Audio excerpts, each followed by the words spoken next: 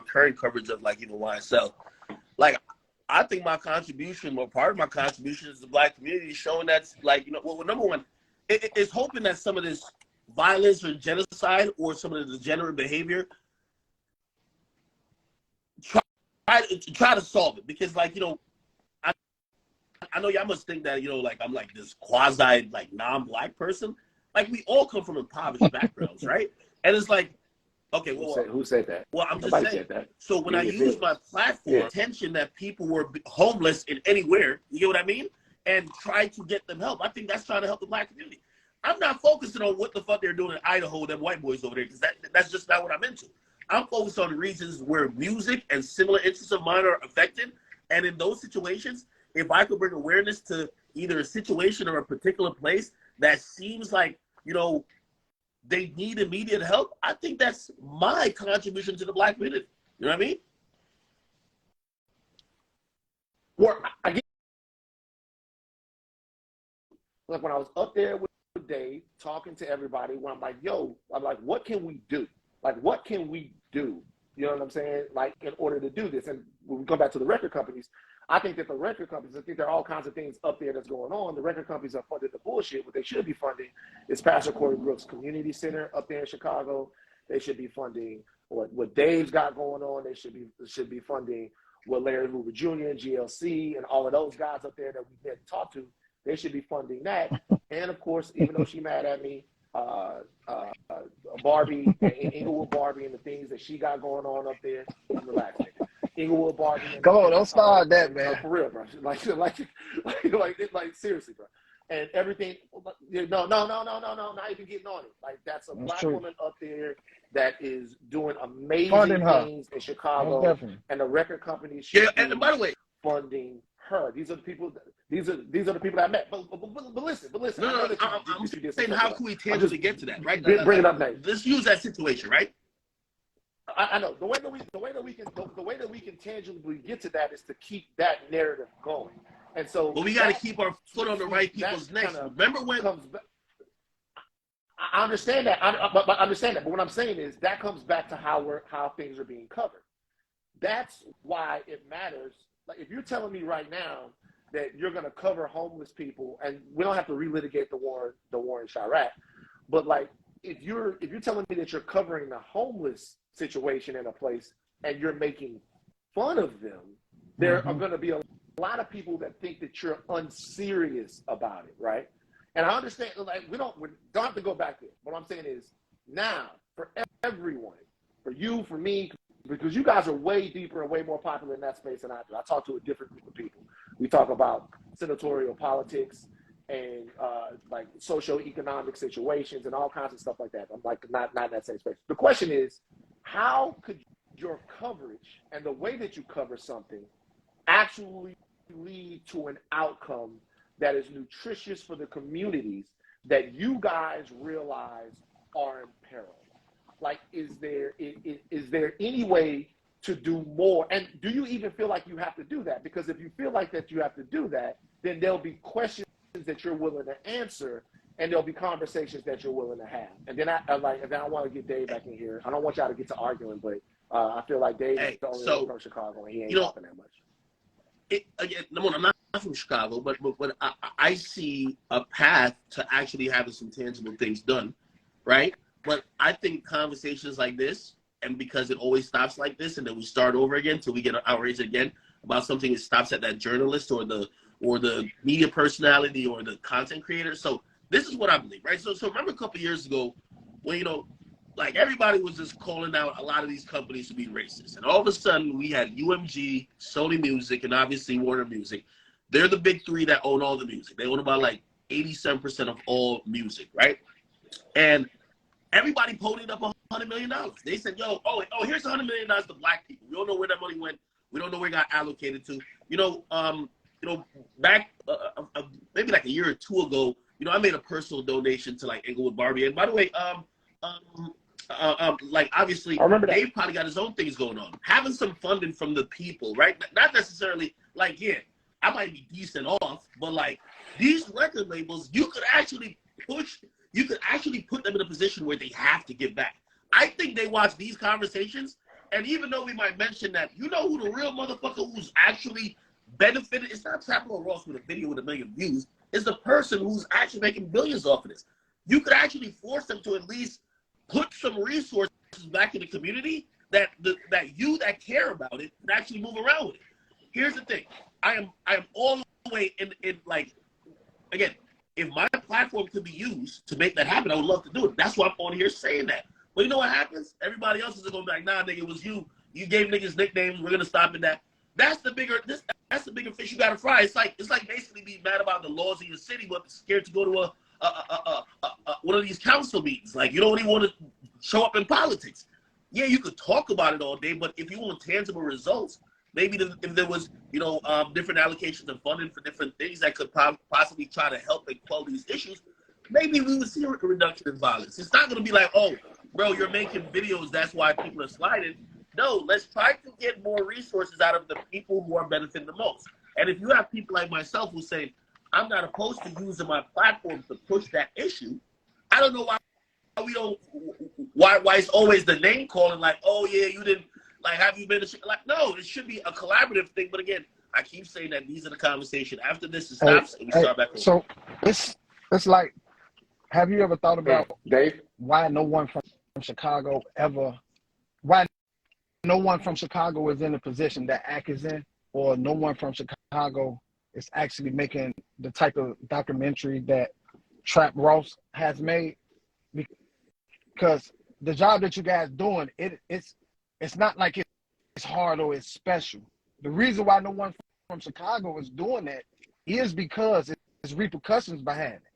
It's a lot of personal information. It's a lot of street business. So people feel like when you post the videos or you speaking on it, it's like, dude not even from here. He ain't even in tune with us.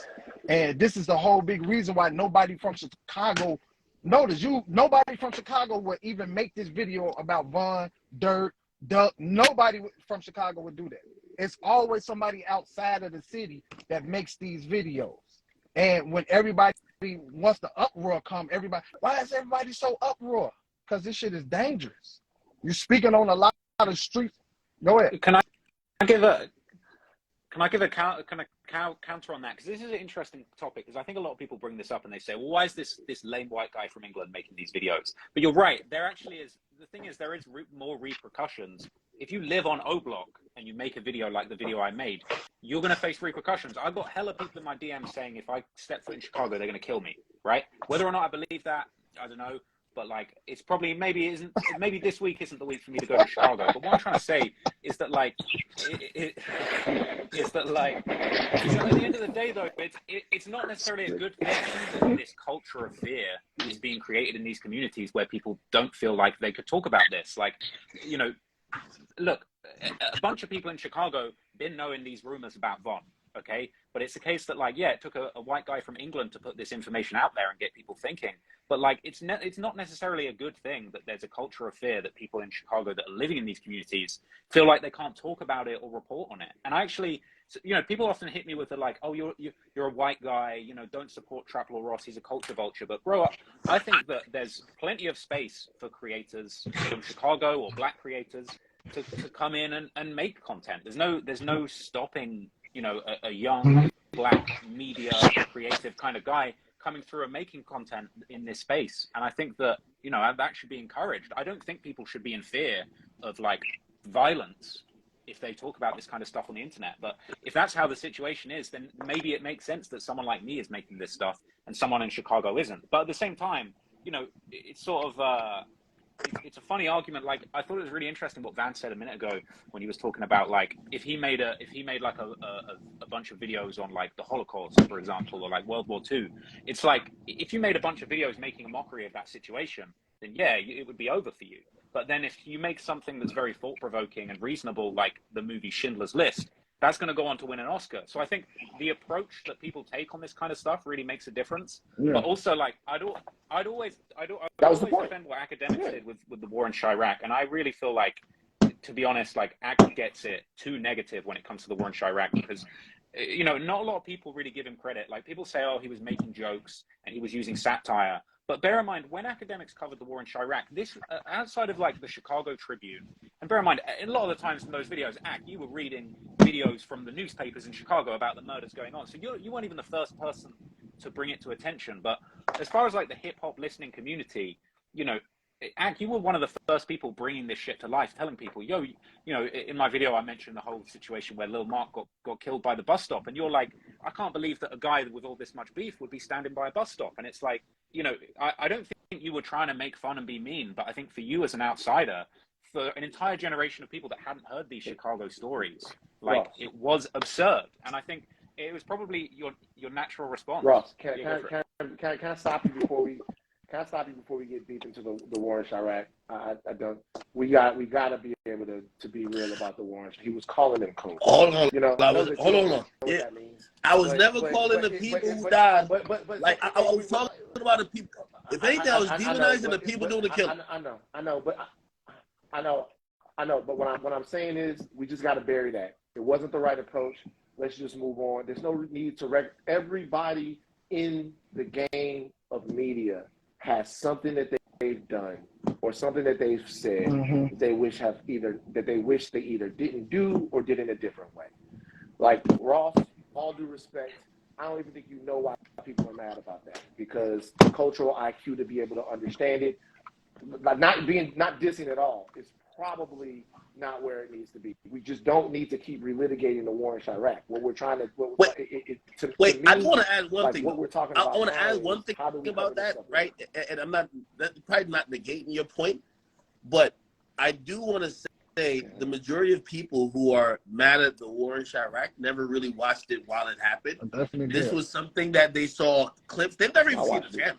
Right, you know, it's something that, so they've seen. And by the way, was that moments? It was definitely too much, obviously, right? But like they didn't even understand the approach, or maybe even why. So again, it's a lot of, you know, it's like clip based. You know, we're living a clip based culture.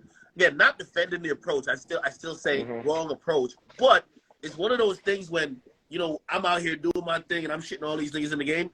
That's the only thing they can bring up. Well, he did the war in Chirac. You know what I mean? That's the only thing they really bring up. And I get it, because I would definitely do it different. But I think when people do the right job in terms of like covering it, which I think Trap Lil Ross does, shit, I think Trap Geek does. Like, I think there's a lot of people who are, there's this new realm of documentaries that are bringing people a little bit closer into, and I think this is necessary. If we all dance into the songs like Who I Smoke and you shout people's names out, it took me a while to know those are people who died.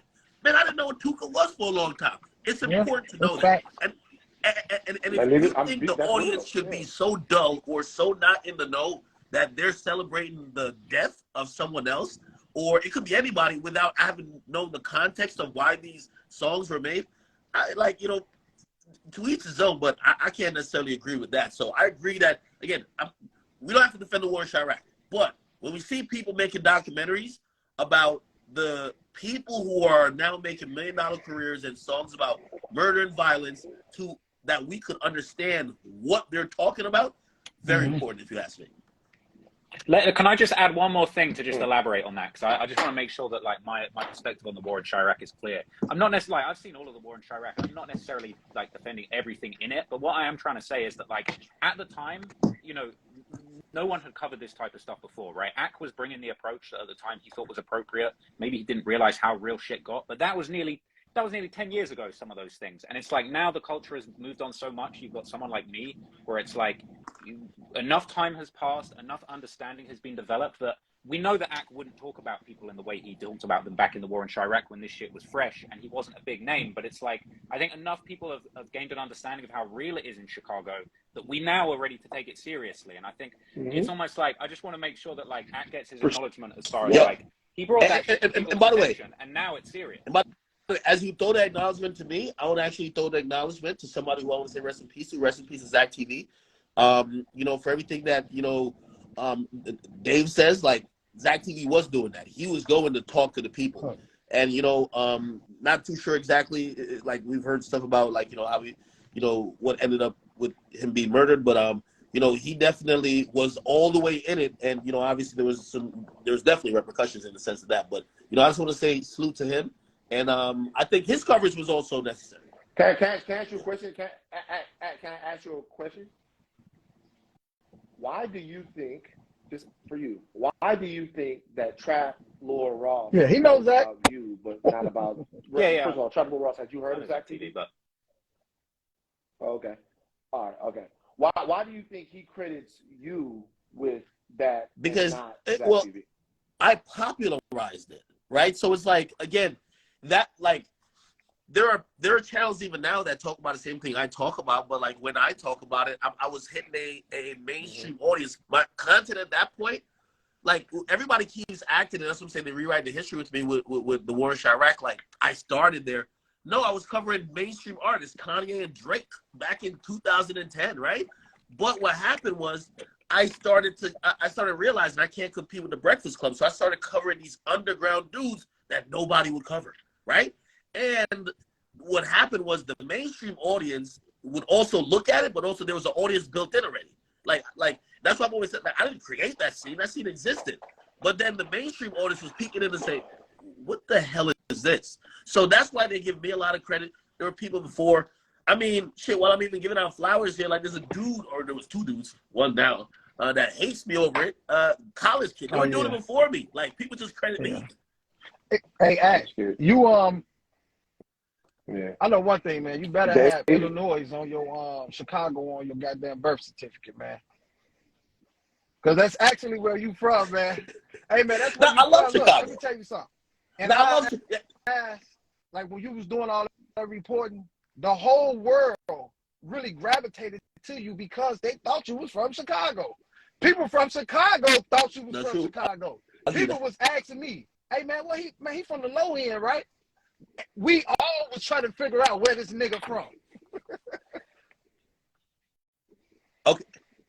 No, you're right. And let me kind of expound on that because, by the way, also it's approach too, right? Like I think your approach is very reasonable, and I've always said, number one, I want to use my platform to I just only want to be the person just posting shit, right? So I definitely want to have my platform to have a voice that stands, but also be a cause for change when we can, right?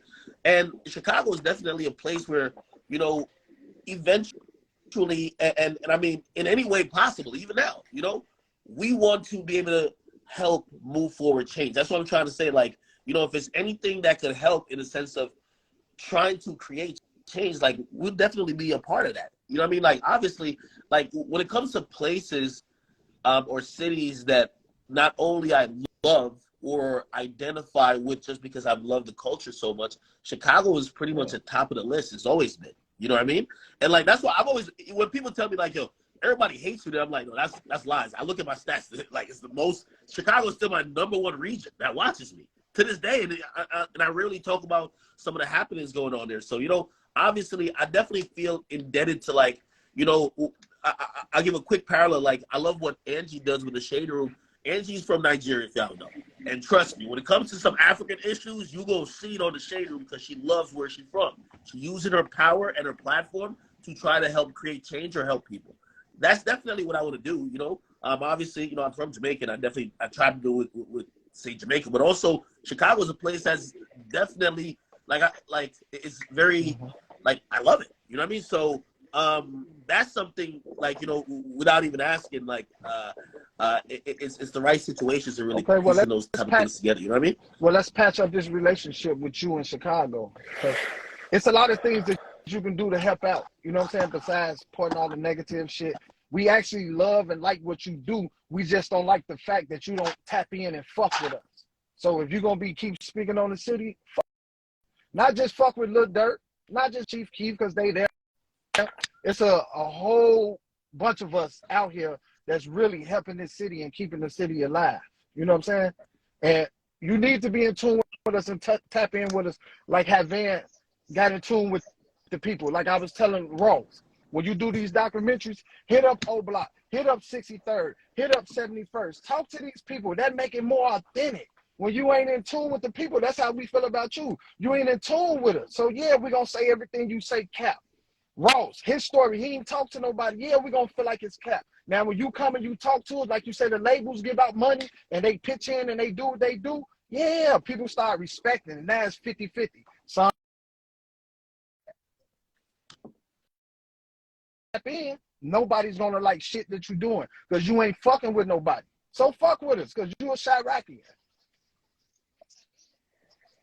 And by the way, and not to defend Ross here, but I think what he does, right, it's hard. Like, again, just like how you're on here and you're like, yo, man, when Bob was talking about bodies, you might have been talking about, it's like, you're not going to get an accurate conversation. Like, it's either people are self-stitching and you already have archived videos of people really just added on to the story, but no one, like, I'm pretty sure the families, out of fear of retaliation, they wouldn't want to get on camera to speak about what the death of like, maybe fans can get on the camera. You get what I mean? But they probably don't even want to speak on those type of things. You get what I mean? And also, people who might be in the know probably don't want to get on camera saying, oh yeah. Now, like, again, we don't know for fact, but everybody around here is saying that's what happened. Like, nobody want to say that type of stuff. Like, that could be putting them in danger as well. So, you know, when it's an investigative type of thing, you know, as long as he's not just making about a thin air, I think he was using actual sources from the people who were there, and people surprisingly tell on themselves. But I don't know if he shows up. I mean, that could definitely show the humanity part of it, because I don't think he's doing this to, you know, like just on some voyeuristic, like, oh, look what these fucking animals are doing. So I definitely think that's needed in the sense of, like, you want to make sure that if you're doing a documentary, you're not just laying out the facts and just ignoring the fact that there's a lot of hurt. So, yeah. So let me ask something real quick, and we can wrap this up, because I really do think that despite the emotions and that everybody, you know, and that everybody's livelihood is being discussed here, and an American city and all of these stuffs, and, you know, we've gotten deep into a lot of things. I think this was a very constructive and nutritious conversation. This is what I'll say. Like, I think the documentaries are well done. I watch them when they come out. I'm a YouTube fanatic. I watch all of the stuff. I try not to be precious about it. Even stuff that I don't like. But, you know, if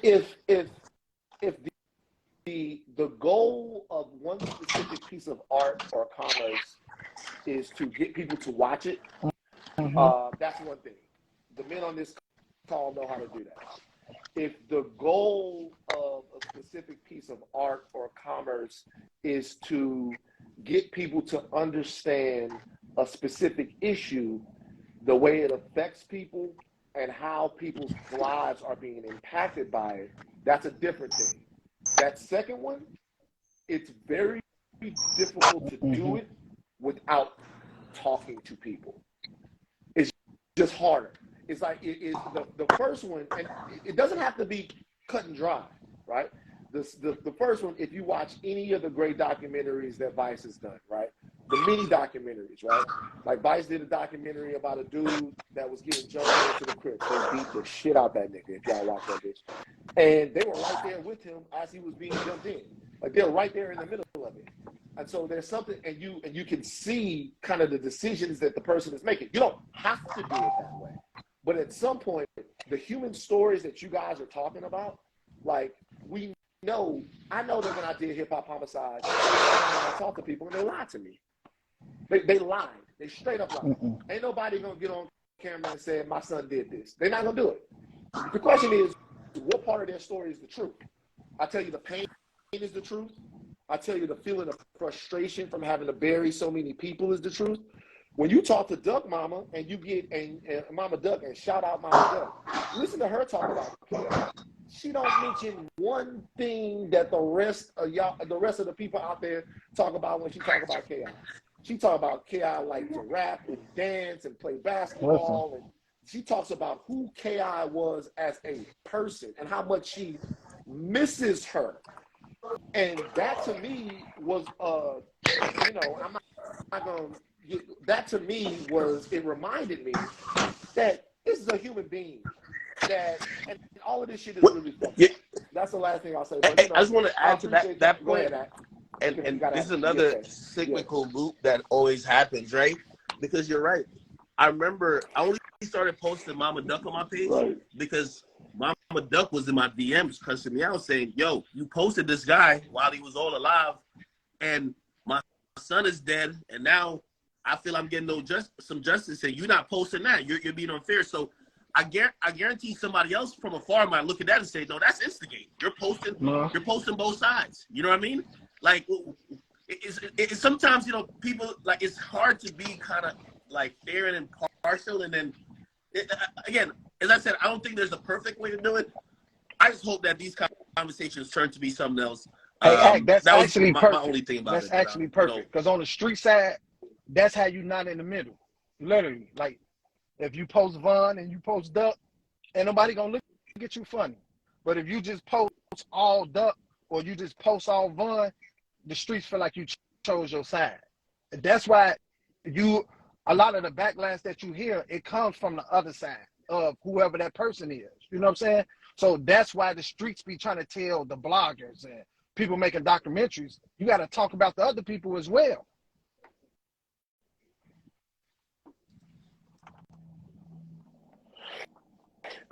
One thing I'll add to that, and this is really be the last thing I say, I gotta walk the dog, but when I was there, like we were on a block, right? And it was crazy, right? Because like we were out there walking with the pastor, and like within like 5 minutes of being out there, I'm not even bullshitting y'all. It was like 60 niggas out there. Like really, they saw us out there. Like we knew we was with the pastor, so we was good. But everybody came out there, right? We talking to everybody, right? Do you know what really got me is the neighborhood they into across the street is right there. Like it's right there. Like I'm looking. I'm like, wait. I'm like, that's y'all ops. Like, and they're like, yeah, like right over there. Like that's the neighborhood y'all into it with. So how the fuck you walk down the street? Like it really crystallized to me. And you know, this is it crystallized to me like how the shit is. Like every day your life being on the line. Like every day you ride and you like it's right there. Like they right up the street. Like they right up the street. And I was really surprised about some of the intricacies about the politics and all of that. Anyway, I appreciate you, Ross. I appreciate you. You know it. Dave, always, bro. We're gonna all talk about it after this. But I think it's a good conversation. As always, at the end of these things, it becomes. For real, man. I appreciate you, Van. You know, it's good to chop it up with you, Dave and Ak. Like, I think we definitely covered a lot of ground, and I think there's underneath the negativity, you know, there's some positivity, and you know, I'm trying to learn from this and see what I can do. And you know, Dave, I think we should keep in touch, man. And you know, maybe there's a way that I can help, or you know, keep things moving, keep things improving, and become better at what I'm doing, man. But I appreciate all of you, and I'm open. I mean, we most definitely gonna stay in touch. So. I definitely appreciate all y'all. I definitely appreciate the respect that we showed each other, because black men, we don't have to get on here hollering and yelling. I don't hate none of y'all, nobody on here. You know what I'm saying? I'm speaking my side and some other people's side as well. So it's really academics. I just want both of y'all just to take in consideration of how these other people feel sometimes. You know what I'm saying? I know sometimes we might overlook people, and I'm just kind of like, just wanted to speak up on it and just hear y'all thoughts and just know how y'all feel about it, man.